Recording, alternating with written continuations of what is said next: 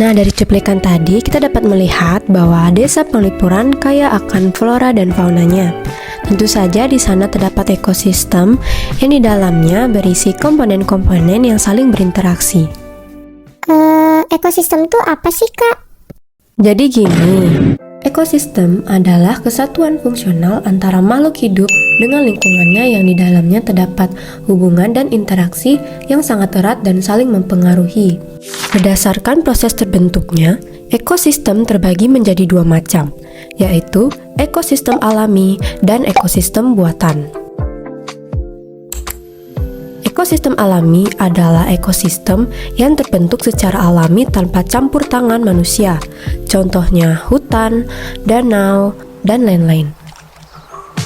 Sedangkan ekosistem buatan adalah ekosistem yang sengaja dibuat oleh manusia, contohnya seperti ladang, kebun, hingga permukiman desa atau kota. Dan tentu saja di setiap ekosistem terdapat komponen-komponen di dalamnya yang saling terhubung satu sama lain, yakni komponen biotik berupa makhluk hidup. Nah, berdasarkan fungsinya dalam rantai makanan, komponen biotik dibagi menjadi 3, yaitu produsen, konsumen, dan pengurai. Nah, pengurai bisa kita sebut sebagai decomposer atau detrivore. Dan komponen abiotik atau makhluk tak hidup seperti air, cahaya matahari, udara, kelembaban, iklim, pH, tanah, dan topografi. Hai teman-teman, nama saya Naimi. Sini saya sudah berada di Desa Penglipuran.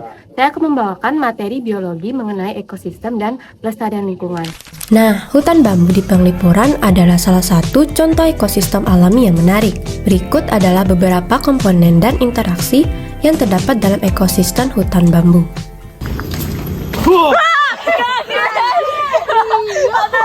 Dimulai dari bambu yang merupakan tumbuhan dominan dalam ekosistem hutan bambu. Mereka tak hanya menyediakan fisik dan habitat untuk organisme lain, mereka juga menyediakan sumber makanan untuk berbagai hewan. Ekosistem hutan bambu bisa menjadi rumah bagi berbagai jenis hewan, termasuk mamalia kecil, burung, serta reptil dan amfibi. Selain itu, ia juga menjadi tempat bagi serangga yang berperan penting dalam proses polinasi, dekomposisi, dan rantai makanan. Tak hanya hewan, warga desa Penglipuran memanfaatkan bambu sebagai bahan bangunan seperti bangunan dapur, atap, tikar, dan alat kerajinan lainnya. Nah, interaksi manusia dengan ekosistem ini dapat mempengaruhi keseimbangan ekologisnya. Tak hanya itu, bambu mempengaruhi komposisi tanah, di mana dengan jatuhnya dedaunan dan ranting yang membentuk lapisan liter di lantai hutan, yang dimana dekomposisi liter oleh mikroorganisme menghasilkan nutrisi untuk tanaman lainnya. Apa aja sih rantai makanan di sana, Kak?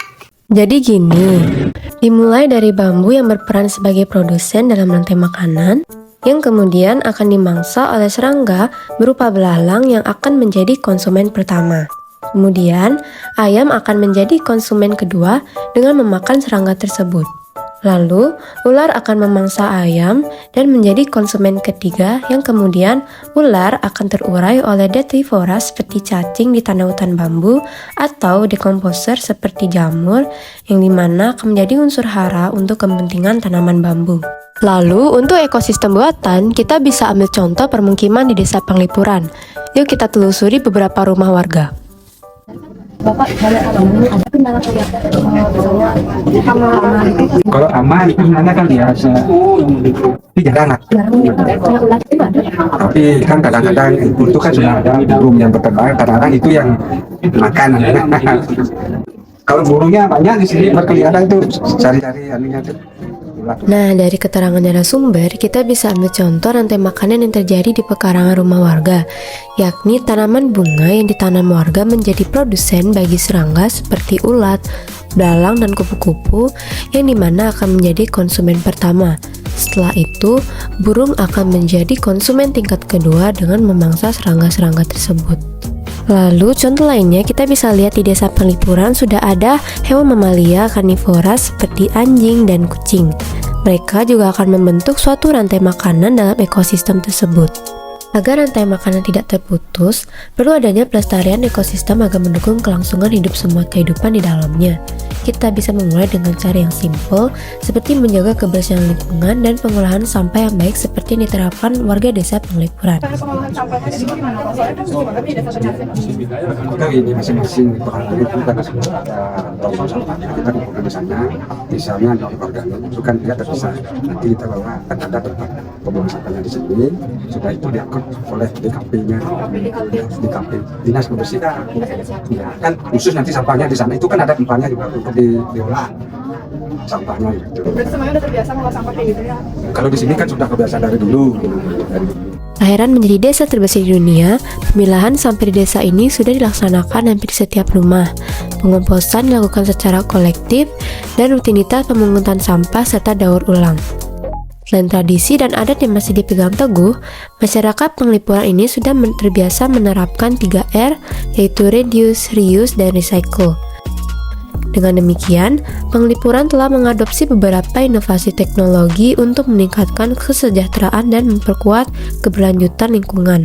Meskipun tergolong tradisional, salah satu inovasi tersebut adalah penggunaan energi terbarukan seperti panel surya, pengolahan limbah, yang berguna menjaga keseimbangan ekosistem.